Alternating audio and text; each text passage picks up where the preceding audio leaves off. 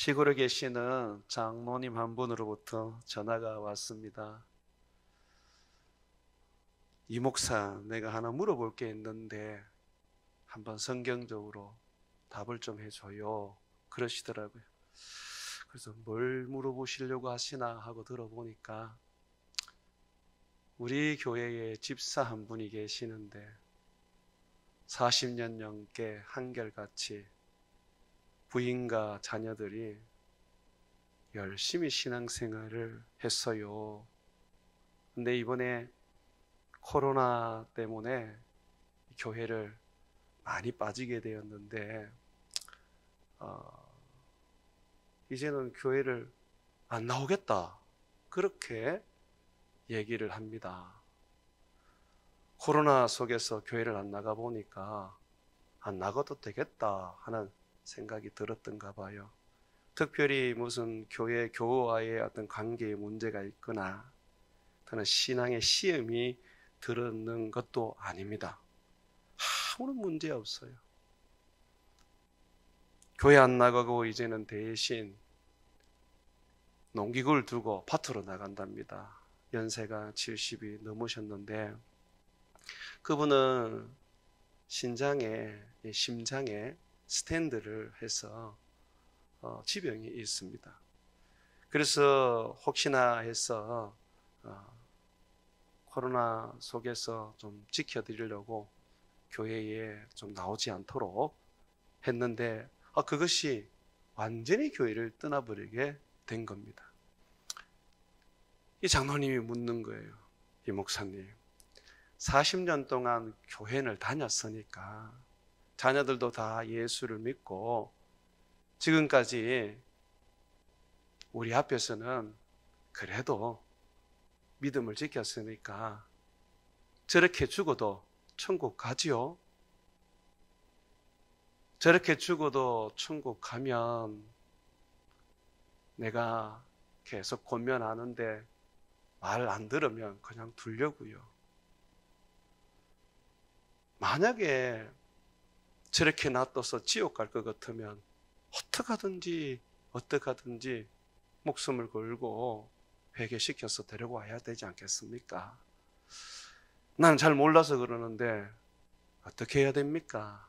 저렇게 놔둬도 천국 갑니까? 하고 묻더라고요. 그래서 제가 말씀드렸습니다. 아닙니다. 못 가십니다. 로마서에 보면 하나님의 은혜 안에 머물러 있으라고 가르칩니다. 이 은혜에서 떨어지게 되면 버림받는다고 성경은 경고하고 있습니다. 우리가 믿음으로 구원 얻는 게 맞습니다. 그런데 한 번 믿은 것으로 그 구원이 영원히 이어지는 게 아니라 믿음으로 믿음에 이르기 때문에 믿음으로 시작해서 믿음으로 끝까지 가야 되기 때문에 예수님 오시는 그날까지 믿음으로 살아야 합니다. 그 믿음을 가지기 위해서는 하나님의 은혜 안에 머물러 있어야 되는데 은혜 안에 머물러 있는다는 것은 결국은 예수님을 믿고 섬긴다는 것을 말합니다. 그분이 지금 예수님을 떠났기 때문에 다시 돌아오면 좋은 일이지만 다시 돌아오지 않는다면 그 믿는 것이 40년이 될지라도 80년이 되어도 변함은 없습니다. 지옥 가십니다. 제가 그런 얘기를 해드렸어요. 우리가 믿음에 대해서 오해를 좀 많이 합니다. 믿음이라는 것은 한번 믿으면 내가 무슨 짓을 해도 천국 간다고 생각합니다. 무슨 짓을 해도 천국은 갈 수 있는 길이 딱 하나 있습니다. 뭐냐면 예수 안에서 죄를 지어야 됩니다. 예수님 안에 있으면 내가 살인을 해도 예수님으로 말미암아 죄 사함을 받을 수 있습니다. 영원한 제사장이신 대제사장이신 예수님이 우리의 죄를 또 씻어주시고 또 새롭게 하시고 우리로 하여금 정결하게 해주십니다. 그런데 예수님을 딱 떠나버리면 무엇으로 씻음을 받으며 무엇으로 하나님 앞에 설 수가 있겠습니까? 죄가 우리를 지옥 가게 하는 게 아닙니다, 여러분. 예수님을 떠나버리면 그것이 바로 지옥으로 가는 것입니다. 그래서 배교, 예수님을 떠나는 죄는 성령을 거역하는 죄요, 또 사망에 이르는 죄인 것입니다. 우리가 믿음으로 살려고 애를 많이 쓰지만 죄를 짓습니다. 목사인 저도 죄를 짓습니다. 그렇지만 우리 주 예수 앞에 나가서 우리가 날마다 회개하고 예수님이 주신 그 은혜로 말미암아 씻음을 받지 않습니까? 그렇기 때문에 우리는 예수님이 있어야 돼요. 죄를 짓는 존재이기 때문에, 연약한 존재이기 때문에 예수님이 있어야 돼요. 예수님 제자 중에 가룟 유다가 있었고 베드로가 있었어요. 이 두 사람 다 예수님을 부인했습니다. 가룟 유다는 예수님을 팔았고 베드로는 예수님을 모른다고 부인하고 심지어 저주까지 했지요. 그런데 베드로는 어떻게 되었습니까? 구원 얻었습니다. 어떻게요? 예수님께 돌아왔지요. 끝까지 잠시 그가 예수님을 부인했지만 그러나 다시 돌아와서 끝까지 예수님을 붙잡고 믿음으로 살았습니다. 그러나 가룟 유다는 어떻게 했어요? 예수님께 안 들어왔어요. 결국은 예수님을 판 그 죄에 대한 죄책감으로 자살을 해버리고 말았던 것입니다. 사랑하는 여러분, 지금의 시대가 많이 예수님을 떠나는 시대로 봅니다. 곳곳에서 앞으로 일어날 재앙들과 전쟁들과 더 많은 전염병들이 생겨날 것입니다. 기도해도 나는 왜 축복이 없지? 기도해도 왜 이 어려움에서 나는 벗어나지 못하지? 교회를 다녀봐도 별 의미가 없네 라고 하면서 떠나게 될 것입니다. 예수님은 이미 그 경고를 하셨어요. 씨 뿌리는 비유에 보면, 마태복음 13장에 나오죠. 그 씨 뿌리는 비유에 보면 네 가지 밭이 나오는데 이 밭은 마음이라 그랬어요. 씨는 말씀이라 그랬어요. 말씀인 씨를 마음밭에 뿌리는 겁니다. 근데 거기에 열매를 맺는 밭은 딱 하나밖에 없습니다. 좋은 밭, 옥토라는 밭. 그 밭에만 30배, 60배, 100배의 열매를 맺습니다. 말씀이 길가에 떨어지고 돌짝밭에 떨어지고 가시들기에 떨어졌을 때에 열매를 맺지 못합니다. 길가는 탁탁하고 완악한 마음입니다. 씨가 그 마음에 들어가지를 못합니다. 그래서 새가 와서 주워 먹어버린다 그랬죠. 그 새는 사탄이라 그랬어요. 복음을 전하는 곳에는 사단이 항상 대기하고 있습니다. 그래서 복음을 탁 던지는데 그 마음이 딱딱한 길가 바깥 갔다면 그냥 말씀이 안 들어가고 탁 튕겨 나와요. 그러면 사단이 그 적시로 그것을 빼앗아 먹어버립니다. 또 돌짝밭이 있는데 이 돌짝밭은 겉보기에는 그냥 일반 옥토와 같아요. 근데 그 밑에 돌이 있거든요. 심었을 때에 자랍니다. 싹이 납니다. 예수님은 말씀하십니다. 돌밭과 같은 사람은 말씀을 봤을 때 즉시로 기쁨으로 그 말씀을 받는다, 믿는다. 그런데 환난이 오고 핍박이 오면 넘어지고 그 말씀으로 말미암아, 그 환난과 핍박으로 말미암아 열매를 맺지 못한다. 환난과 핍박이 왔을 때 도망가 버리는 거예요. 예수님 배교해 버리는 거예요. 이게 마음이 돌봐질 때 그렇게 됩니다. 그래서 하나님은 우리들의 믿음을 연단하기 위해서, 가라지와 알곡을 가르기 위해서 환난과 핍박을 주십니다. 환난과 핍박에서 살아남는 자가 옥토거든요. 환난과 핍박이 딱 오면 돌밭이 무언지 바로 알 수가 있습니다. 코로나, 제가 볼 때는 크지 않는 적은 환난입니다. 그런데도 보십시오. 얼마나 많은 사람들이 지금 믿음에 파선을 하는지 몰라요. 40년을 믿어도 전혀 그냥 얼굴 하나 변하지 않고 예수님을 떠나버립니다. 아쉬움 없어요. 세 번째 마음의 밭을 보게 되면 가시들기로 밭을 애워 사고 있는 이 가시밭인데, 말씀이 거기 들어가서 그 말씀이 거기에서 자라기 시작합니다. 그런데 가시 기운에 막혀서 더 이상 자라지 못하고 열매를 맺지를 못해요. 예수님께서는 이 가시밭을 세상 유혹과 염려, 그것이다라고 말합니다. 사람들이 말씀을 받고 믿는 듯 하지만 세상의 유혹이 오면 넘어지게 되고, 또 많은 염려와 걱정이 생기면 그냥 예수님을 떠나버린다 라고 말씀을 하십니다. 그리고 우리에게는 주님이 그냥 사단에게 허락하십니다. 환난과 핍박만 주시는 게 아니라 유혹도 주님이 허락하십니다.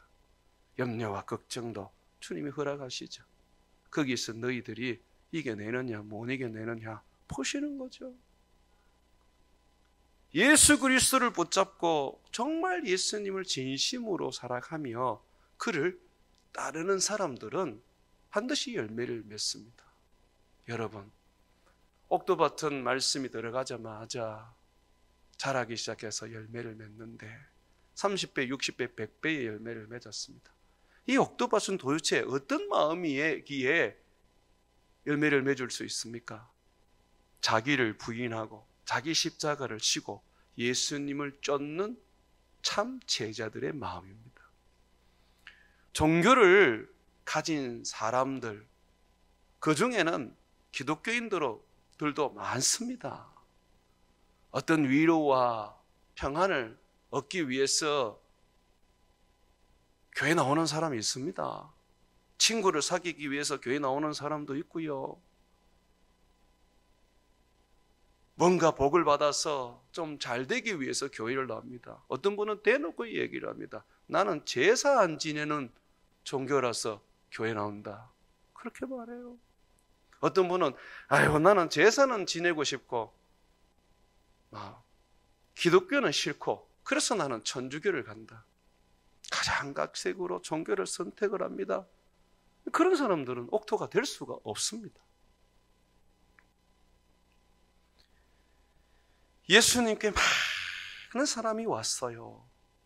병고침도 막 받고 하늘의 말씀, 천국의 복음도 듣고 예수님의 부어주시는 은혜도 맛보았습니다. 그런데 많이들 떠나갔고 나중에는 예수님이 십자가에 못 박힐 때는 예수님을 못 박아라고 소리 치면서 예수를 외면하고 예수님을 십자가에 못 박게 만들었습니다. 종교인들은 자기가 원하는 것을 얻지 못할 때는 돌변합니다. 참 제자는 그렇지 않습니다. 참 제자는 저 천국을 바라보고 삽니다. 예수님 말씀대로 자기를 부인하고 항상 자기 삶에 예수님을 드러내려고 합니다. 예수님이 주신 십자가, 그 십자가 무겁지만 그 십자가 치고 가려고 합니다. 많은 사람들이 예수님을 따랐는데 성경은 그 사람들을 무리라고 말합니다. 예수님은 자기를 따르는 무리, 제자가 아닌 무리를 보면서 뭐라고 하셨느냐 하면, 너희가 정말 내 제자가 되고 싶으면 너희 자신을 부인하고 십자가를 지고 나를 쫓아라 하고 말씀하셨습니다. 여러분, 천국으로 들어가는 길은 좁은 문입니다. 들어가 보면 그 길이 확 열려 있는 게 아니라 문을 통과하는 즉시로 길 또한 좁은 길입니다. 협착한 길이라고 예수님이 소개하고 있습니다. 그러나 너희는 그 길로 가야 한다. 힘들고 어려운 길이지만 너희는 그 길로 가야 된다. 영생의 길이기 때문에 그렇다. 많은 사람들은 넓은 길로 갈 것이다. 그러나 너희는 그렇게 해서는 안 된다고 가르치셨습니다. 너무 교회 안에 기복주의가 만연하고 번성 신학이 판을 쳐서 십자가 지고 가야 하는 우리의 참다운 제자의 삶이 가려져 버렸습니다. 어디 가서 예수님을 자랑해도 우리는 십자가 자랑하지 않습니다. 예수 이름으로 기도해봐. 복권 돼. 예수 이름으로 기도해봐. 자녀들도 잘 돼.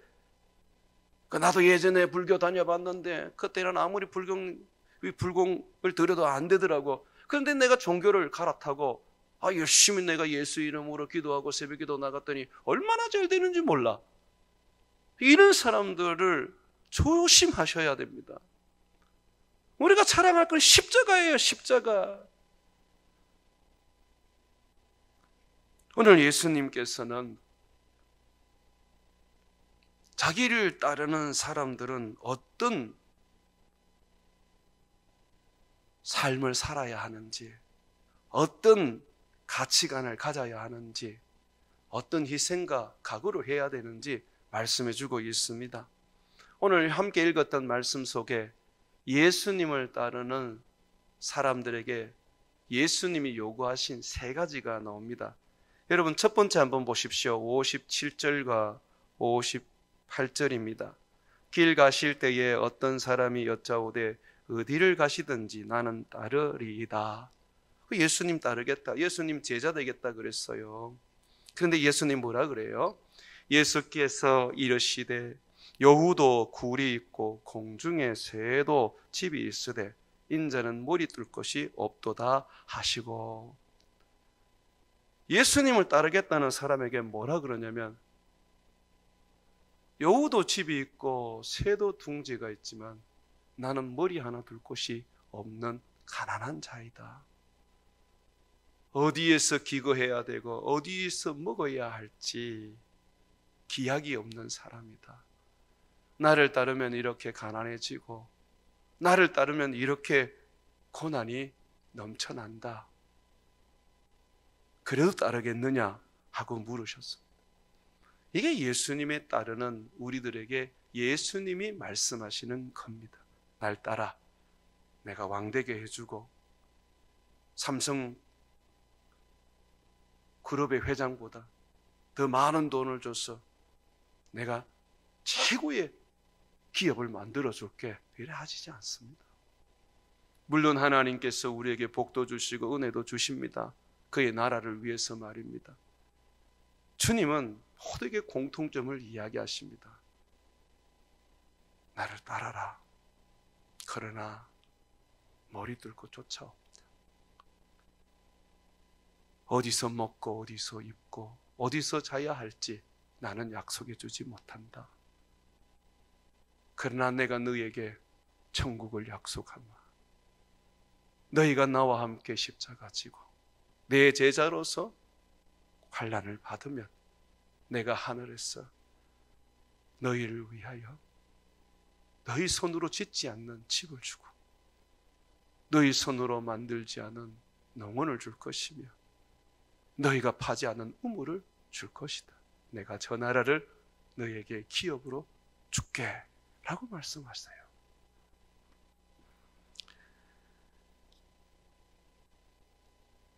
최근에 어느 목사님 한 분하고 좀 깊은 교제를 나누었는데 그분은 시골에서 한 26년 목회를 하신 분입니다. 교인들도 20명이 안 되는 것 같아요. 미조직 교회라 그래서 장로님이 없는 교회거든요. 근데 그 목사님이 이야기를 하시는데 들어보니까 참 제 자신이 너무 부끄럽더라고요.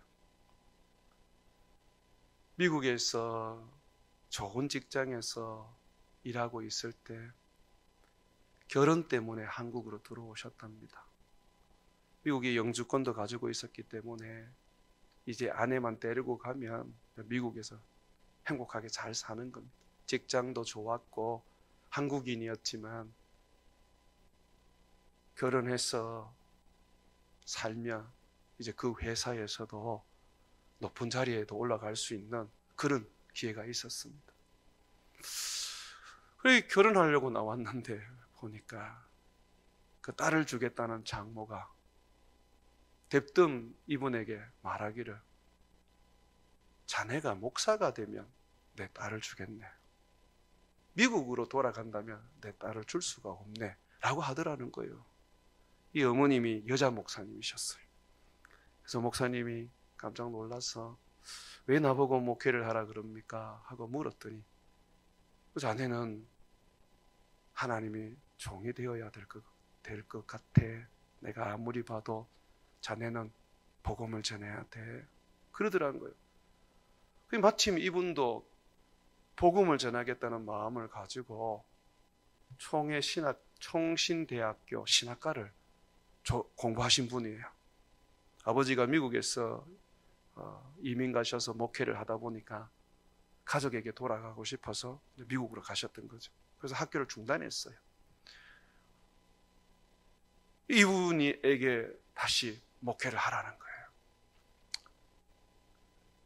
늘 마음속에 하나님 앞에 죄송함이 있었대요. 그래 내가 하나님 앞에 평생 목사가 되겠다고 말해놓고 저 좋은 미국에 가서 내가 돈 벌고 집 사고 내가 행복하게 사는 것이 참 마음이 힘들었는데 그래 목사 되자. 그래서 이 목사님이 미국 안 가고 달 주십시오. 제가 목사하겠습니다. 하고 이제 공부를 다시 시작하신 거예요. 그래서 신학대학을 졸업하고 신대원까지 공부를 했습니다. 우리 교단에서 총신대학, 총신대학원을 졸업하면 아주 엘리트에 속합니다. 젊은 시절에 이제 공부를 하셨기 때문에 목회할 기회도 많았던 것 같아요. 그런데 어느 날 이분이 공부를 다 하고 하나님 제가 어디 가서 사역을 할까요? 하던 중에 누군가 시골에 소개를 한 거예요. 김천의 어느 시골에 소개를 했는데 아무도 그 시골에 갈 거라고 생각을 안 했어요. 워낙 이분이 학벌도 좋고 키도 크고 인물도 좋고 스피치도 좋습니다. 근데 그 시골에 가셔서 거기에서 26년을 목회를 하신 거예요. 그래서 제가 물었습니다.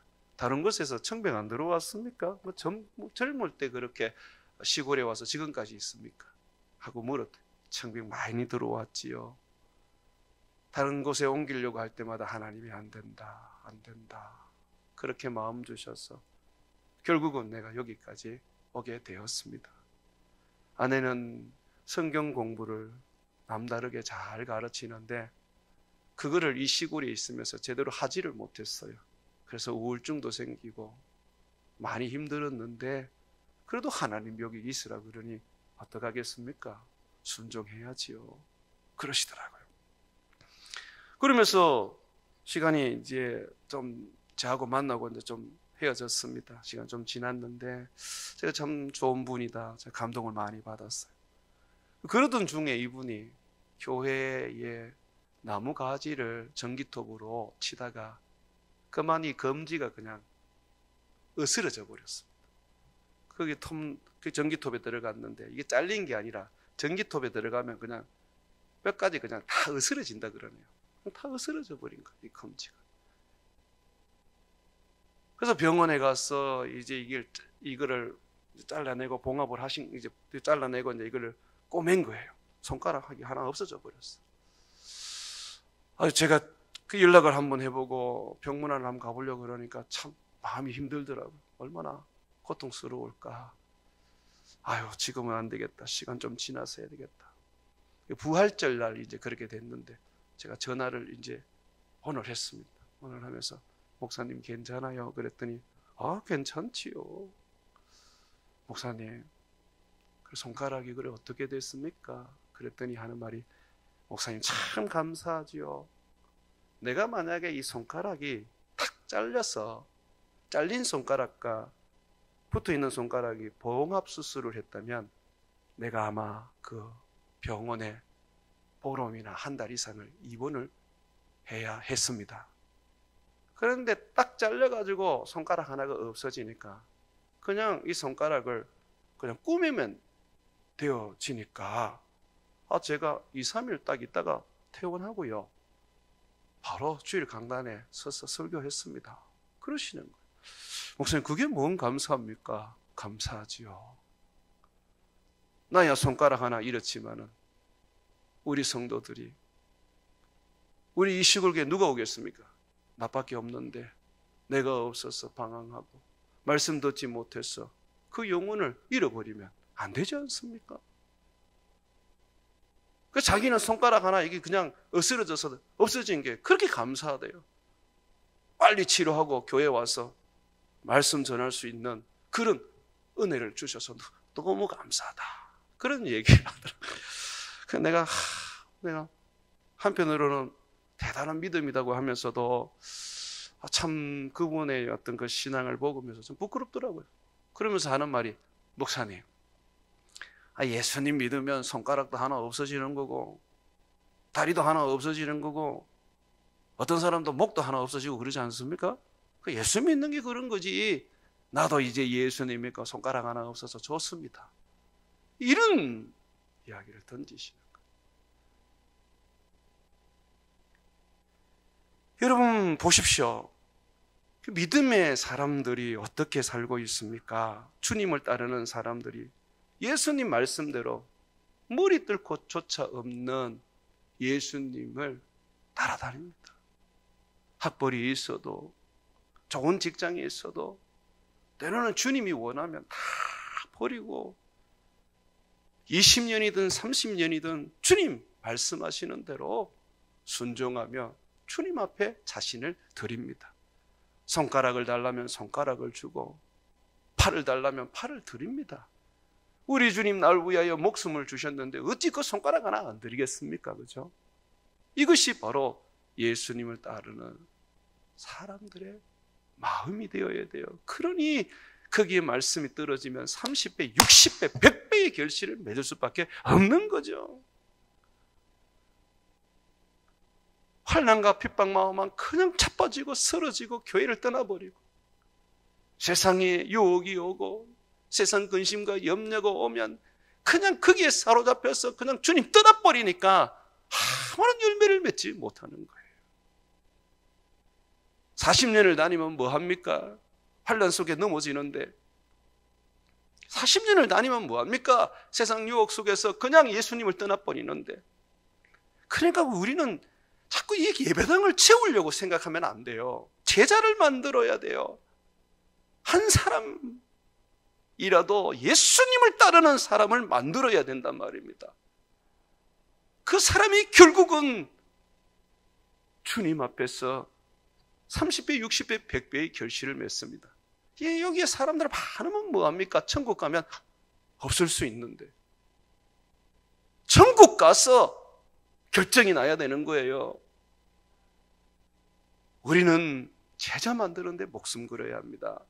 예수님을 따르는 사람 되어야 되거든요. 두 번째 보면 예수님께서 자기를 따르는 사람에게 이런 이야기를 합니다. 59절에 또 다른 사람에게 나를 따르라 하시니 그가 이르되 나로 먼저 가서 내 아버지를 장사하게 허락하옵소서. 이르시되 죽은 자들은 자기의 죽은 자들을 장사하게 하고 너는 가서 하나님의 나라를 전파하라 하시고.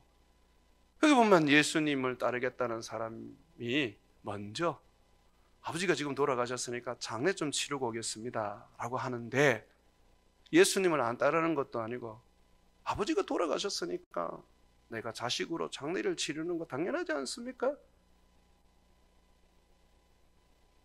그런데 예수님께서 뭐라 그러세요? 너는 나를 따라라. 죽은 자들이 죽은 자를 장사하게 두라고 하십니다.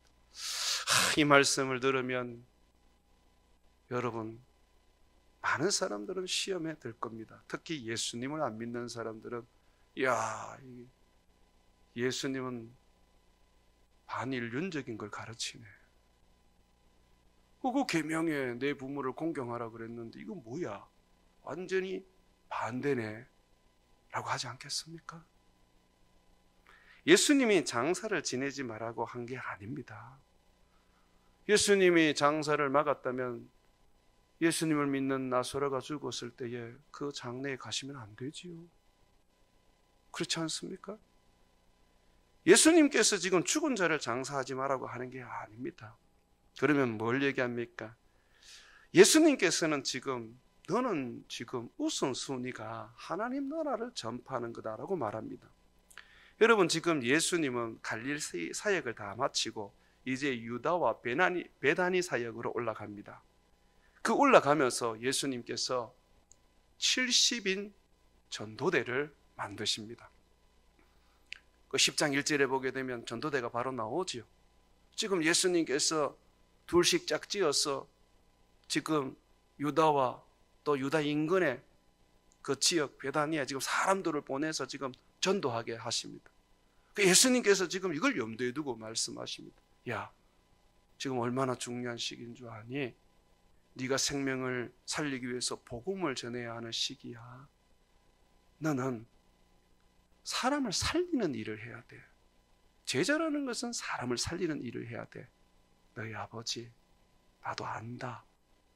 너희 아버지는 죽은 자들이, 그 죽은 자들이거든요. 예수님을 모르는 자들이거든요.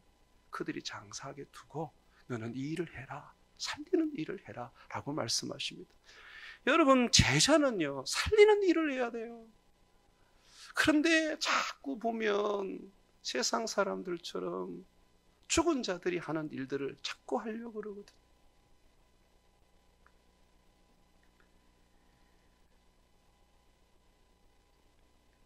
송건식 선교사가 선교지에 갔을 때에 몸이 아파서 돌아온 적이 있습니다. 아내가 이제 자궁에 혹이 많이 생겨서 급하게 수술을 해야 돼서 돌아왔었습니다. 그 수술을 하고 조금 몸을 돌보고 다시 선교지로 들어갔는데 한참 언어 공부를 할 때였습니다. 그때에 아버지가 돌아가셨어요. 송건식 목사님 아버지가 돌아가셨어요. 코로나도 있던 시기였죠. 그래서 제가 전화를 했습니다. 송선교사님, 내 아버님 돌아가셨다는 얘기를 들었는데 나와서 장례를 치르세요 하고 제가 전화를 했습니다. 그랬더니 송선교사님 하는 말이, 목사님, 아버지가 돌아가실 걸 알고 나올 때 아버지하고 좋은 시간 보냈습니다.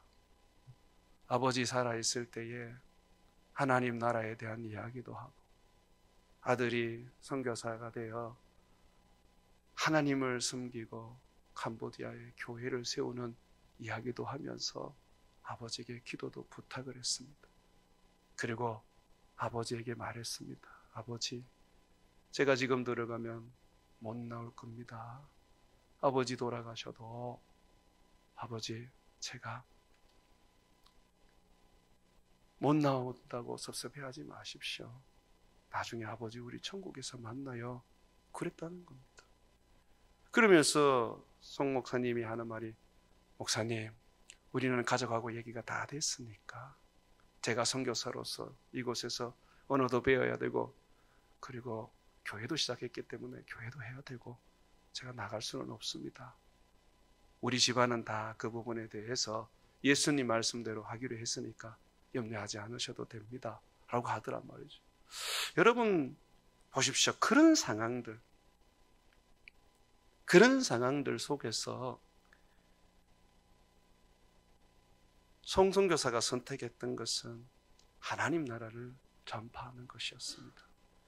사람을 살리는 일에 우선을 두는 것이죠. 우리 부모가 죽으면 우리는 정성껏 장례해야 됩니다. 당연히 해야 되는 일입니다. 그런데 때로는 그 장례보다 더 중요한 일이 생길 수 있습니다. 그것이 사람을 살리는 일, 복음을 전하는 일입니다. 그러면 그거 해야 돼요. 제자의 관심은, 제자의 목적은 바로 사람을 살리는 일, 주님이 이 땅에 오셔서 하고자 하셨던 일에 마음을 둬야 해야 돼요.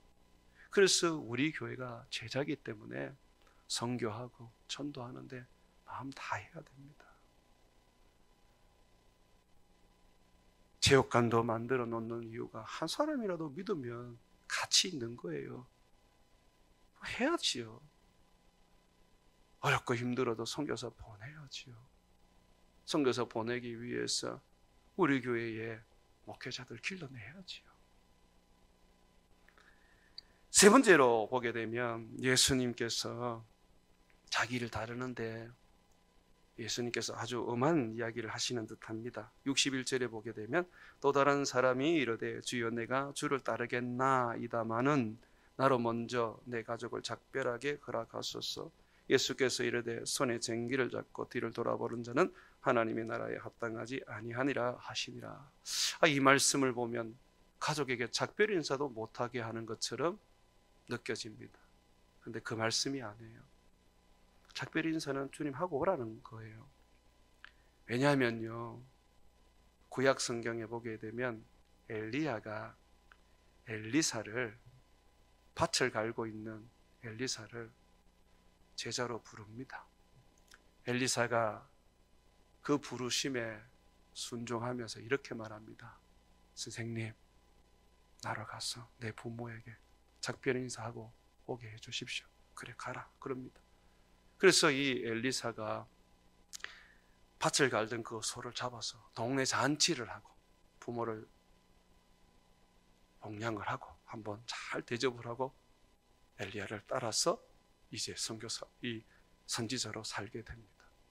자, 이 말씀을 보면 결코 예수님께서 인사하지 마라 하시는 말씀이 아니라는 것을 우리가 알 수 있습니다. 그럼 이게 뭔 말입니까? 네가 네 가족들에게 작별 인사를 할 때 네 가족들이 너를 붙잡을 것이다. 실질적으로 예수님을 따른다는 것은 유대교에서 떠난다는 것이거든요. 그러면 이 유대교가 가족 공동체였기 때문에 이 유대교를 떠난다는 것은 지금 내가 가족을 등진다는 것을 말하는 겁니다. 누가 이 가족을 등지겠다는 이 사람을 보내주겠습니까? 방에 넣어놓고 묶어놓고 못 나가게 하지 않겠습니까? 울며 불며 이 아들을 붙잡고 너는 안 된다 그러면서 말하지 않겠습니까?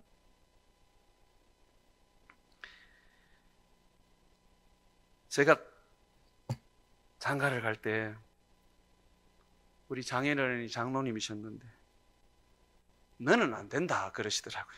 그래서 왜 제가 안 됩니까? 그랬더니 인물은 괜찮은데 이제 신학대학 2학년한테 내가 딸을 왜 주노? 내 딸은 대학 나와서 지금 공무원인데 내가 만약에 목사한테 시집을 보낼 것 같으면 총신신대원 졸업한 사람 많은데 내가 그중에 인물 좋은 사람 골라서 실력 좋은 사람 골라서 내가 보내면 되지 어떻게 내가 니한테 보내겠느냐? 그러시는 거예요. 진짜 할 말이 없더라고요. 할 말이 없는데 저희 아내가 저희 아버지 그 장인어른한테 그러더라고요. 뭐라 그러냐면 아버지 이거는 하나님의 뜻이기 때문에 순종해야 됩니다. 정신 나온다고 해서 제가 그 시집 가는 게 아닙니다. 내가 이 사람한테 시집 가겠습니다. 그랬어요. 그랬더니 아버님하고 어머님하고 권사님이고 장로님인데 들어눕기 시작하시면서 이제부터 너는 호적에서 뺀다. 그러시고 아버님이 전화 와서 네 나한테 200만 원 빌려갔지? 보내라. 그렇게 얘기하시고 어머니도 내가 너를 어떻게 길렀는데 이제 네 내 딸이 아니다. 그러는 거예요. 그 아내가 많이 울었어요. 고통스럽게 울었습니다. 그런데 또 결국은 하나님의 뜻을 순종하더라고요. 우리가 가족과 작별할 수 있습니다. 가족과 뜻을 다르게 할 수 있습니다. 그러나 쟁기를 잡고 뒤를 돌아볼 수는 없는 거예요. 하나님이 내게 말씀하셨으면 순종하고 가는 거예요. 정정 목회자들이 보면 자기가 사명을 받고 그 부르심에 순종하여 이 길에 들어왔는데, 목회 길에 들어왔는데 조금 힘들고 어려움이 있으면 내가 목사로 부르심을 받은 게 맞는가? 내가 선교사로 가야 하는 게 맞는가? 내가 여기에서 사역해야 되는 게 맞는가? 이익하고 있거든요. 저 도저히 이해가 안 돼요. 도대체 그러면 자기가 받았던 그 응답은 도대체 누가 준 응답입니까? 그렇게 확신도 없고 흔들릴 것 같으면 왜 그걸 붙잡고 삽니까? 하나님이 말씀을 딱 주시면 꽉 붙잡고 순종해서 가는 게 아닙니까? 이게 주님을 따르는 거잖아요. 주님 오늘 그 얘기하고 있지 않습니까? 네가 네 가족들을 작별을 할 때에 네 가족도 네 바지 붙잡고 안 낳아줄 거다. 그런데 내가 너에게 말한다. 쟁기를 잡고 뒤를 돌아보아서는 안 된다. 너는 이 길을 걸어가야 된다 라고 말씀하십니다. 롯의 처가 소돔과 고모라가 유황불로 심판받을 때 롯과 함께 두 딸과 함께 구원을 얻었습니다. 그런데요, 구원을 얻었는데도 불구하고 소돔과 고모라에서 불에 타지 않았는데도 불구하고 거기에 미련을 두고 돌아보다가 소금 기둥이 되어버렸습니다. 우리에게 시사해 주는 교훈이 너무너무 큽니다. 우리 주님 앞에 섰을 때에 두렵고 떨림으로 우리가 서야 합니다. 우리는 너무 우리 하나님을 우습게 여겨요. 전부 다 지 생각에 다 하나님 맞춰놓고, 자기 생각에 하나님 맞춰놓고 자기가 원하는 대로 하나님이 응답하셨다고 말합니다. 그러다 보니 이게 늘 틀려요. 이거 다르고 저거 다르고 저거 다르고 이거 다르고. 그러지 마십시오. 하나님 응답 맞습니까? 정말 응답 맞습니까? 순종하셔야죠. 그대로 순종했어야죠. 타협이 없습니다. 쟁기를 잡고 왜 뒤를 돌아봅니까? 쟁기를 잡고 뒤를 돌아보지 말라는 것은 절대적으로 주님을 따르고 순종하라고 말하는 것입니다. 사랑하는 여러분, 우리 하나님은 우리가 어떤 일을 했느냐 그거 보지 않아요. 큰 교회를 했느냐 작은 교회를 했느냐, 아니요. 큰 교회 했는 사람이 천국에 없을 수 있습니다. 늘 그냥 우습게 여기고 저게 뭐 목사야 라고 하던 개척교회 또는 시골교회 하셨던 목사님들이 천국에서 가장 영광스러운 자리에 앉을 수 있습니다. 뭐로 하나님이 보십니까? 끝까지 믿음을 지키고 주님 말씀 앞에 죽도록 순종하는 거죠.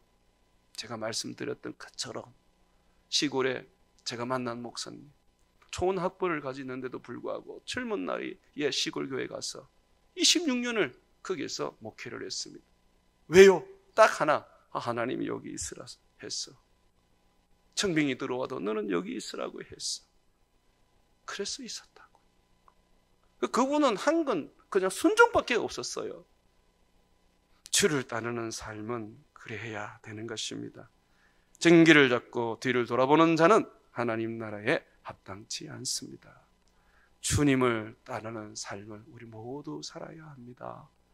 예수 슬렁슬렁 먹고 대충대충 믿어서 그냥 주님 볼 수 있을 거라고 생각하지 마십시오. 주님 반드시, 주님은 그렇게 말씀하지 않습니다. 우리 주님은 우리가 그리스도와 함께 고난을 받고 우리 자신을 십자가에 못 박고 십자가 치고 예수님 따르는 것을 원합니다. 온몸에 그리스도와 같이 그리스도의 상처로 가득하기를 원합니다. 사랑하는 여러분, 예수님을 따르는 참 믿음의 사람, 그 따르는 길이 어렵고 힘들고 고통스러울지라도 그것을 몸소 실천함으로써 주님 앞에 섰을 때 잘했다 칭찬받는 저와 여러분 되시기를 주의 이름으로 축원을 드립니다.